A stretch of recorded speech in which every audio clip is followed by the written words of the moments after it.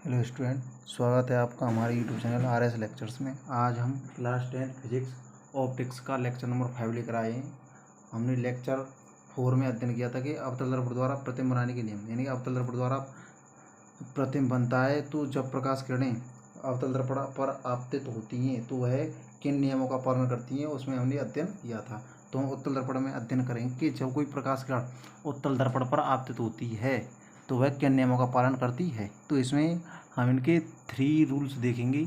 तो इसमें हम फर्स्ट रूल देखेंगे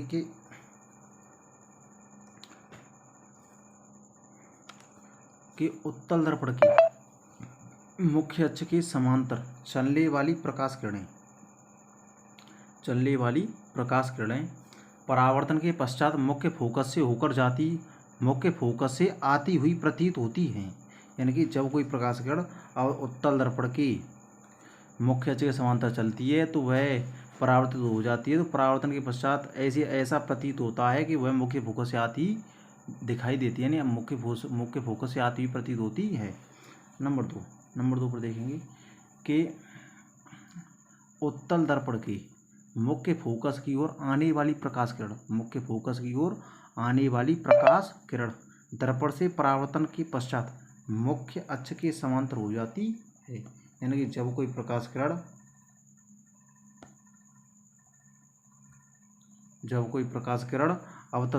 उत्तल दर्पण की मुख्य अक्ष के समांतर चलती है तो वह मुख्य फोकस से आती प्रतीत होती है। और नंबर 2, जब कोई प्रकाश किरण उत्तल दर्पण के परावर्तक पृष्ठ पर इस प्रकार आपतित हो कि वह मुख्य फोकस की ओर आती हुई प्रतीत होती है तो वह परावर्तन के पश्चात मुख्य अक्ष के समांतर हो जाती है। नंबर थर्ड पर देखेंगे कि उत्तल दर्पण की वक्रता केंद्र की ओर आने वाली प्रकाश किरण उसी मार्ग पर वापस लौट जाती है। यानी कि जब कोई प्रकाश किरण उत्तल दर्पण की वक्रता केंद्र की ओर आती है तो वह अपने ही मार्ग पर वापस लौट जाती है और वह वक्रता केंद्र पर आभासी रूप में मिलती है।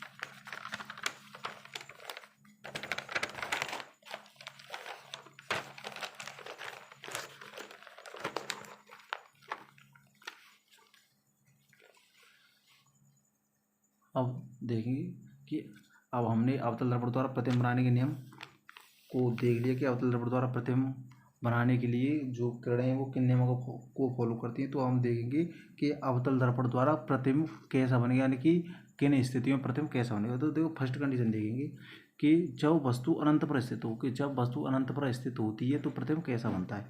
तो जब वस्तु अनंत पर स्थित होती है तो उसके वस्तु से दो प्रकाश किरणें निकलती हैं जो कि अत्यधिक दूरी के कारण एक दूसरे के समांतर हो जाती हैं। और जब दो समांतर किरणें दर्पण की मुख्य अक्ष के समांतर चलने वाली प्रकाश किरणें और इसके पृष्ठ से परावर्तित होती हैं तो वह मुख्य फोकस से ऊपर जाती हैं और यहाँ पर मुख्य फोकस पर बहुत ही छोटा लगभग बिंदु आकार का प्रतिबिंब बनाती हैं। तो यहाँ पर देखेंगे कि इसके परिणाम क्या प्राप्त होते हैं कि जब वस्तु अनंत पर स्थित होती है तो उसका प्रतिबिंब फोकस पर वस्तु से बहुत छोटा लगभग बिंदु आकार का वास्तविक व उल्टा प्राप्त होता है। नंबर 2, यदि वस्तु अनंत और वक्रता केंद्र के बीच स्थित हो, यानी कि अगर हम वस्तु को अनंत और वक्रता केंद्र के बीच रख दें तो प्रतिबिंब कहाँ बनेगा। देखो यहाँ पर देखें कि जो वस्तु ए बी है वो अनंत और वक्रता केंद्र के बीच रखी हुई है। इससे दो प्रकाश किरण निकलते हैं। एक प्रकाश किरण जो मुख्य अक्ष के समांतर चलती है और दर्पण से परावर्तन के पश्चात मुख्य फोकस से होकर निकल जाती है, और दूसरी प्रकाश किरण जो कि दर्पण की वक्रता केंद्र से होकर जाती है और वह अपने मार्ग पर वापस लौट आती है। तो इसका प्रतिबिंब ए डैश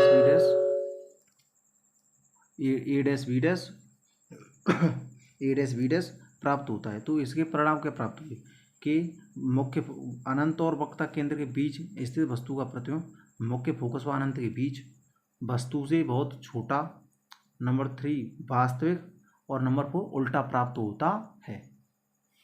नंबर 3 पर देखेंगे। नंबर 3, यदि वस्तु वक्रता केंद्र पर स्थित, यानी अगर हम वस्तु को वक्रता केंद्र पर रख दें तो प्रतिबिंब कैसा बनेगा।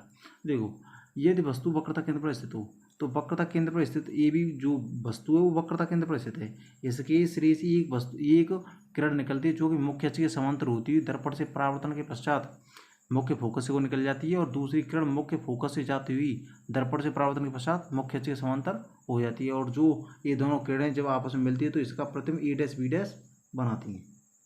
तो इसके परिणाम हुए कि वक्रता केंद्र पर स्थित वस्तु का प्रतिबिंब वक्रता केंद्र सी पर ही वस्तु के आकार के बराबर वास्तविक व उल्टा प्राप्त होता है। तो अब नंबर 4 देखेंगे।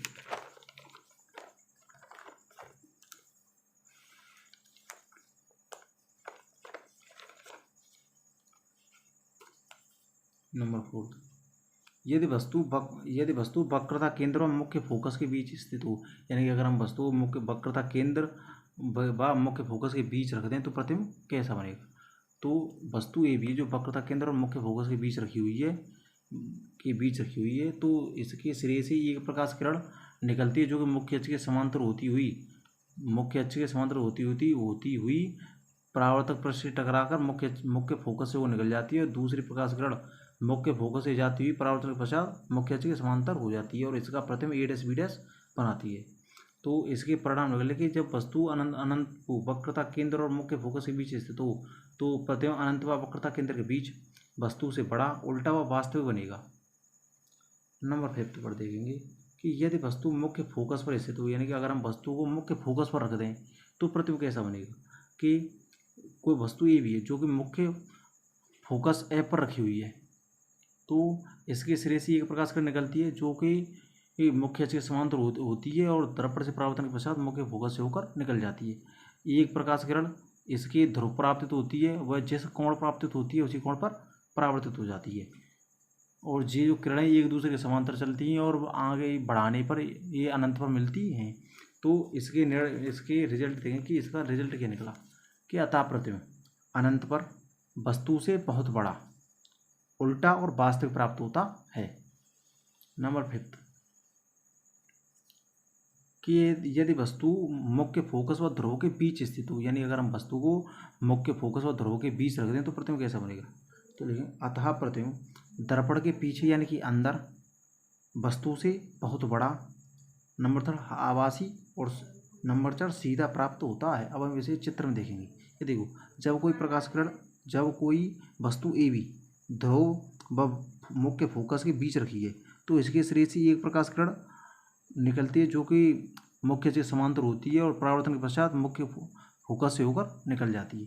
दूसरी प्रकाश किरण इसके ध्रुव परावर्तित होती है और टकराने के पश्चात उसी कोण पर परावर्तित हो जाती है। तो ये किरणों के बीच की दूरी आगे चलकर बढ़ती जाएगी और आगे कहीं नहीं मिलेंगी, लेकिन इन्हें पीछे बढ़ाने पर ये दर्पण के पीछे मिलती हैं और इसका बहुत बड़ा प्रतिबिंब एवं आभासी प्रतिबिंब बनता है, क्योंकि ये किरणें वास्तव में नहीं मिलती हैं, ये आभासी रूप में मिलती हैं, इसीलिए यह प्रतिबिंब आभासी प्रतिबिंब कहलाता है।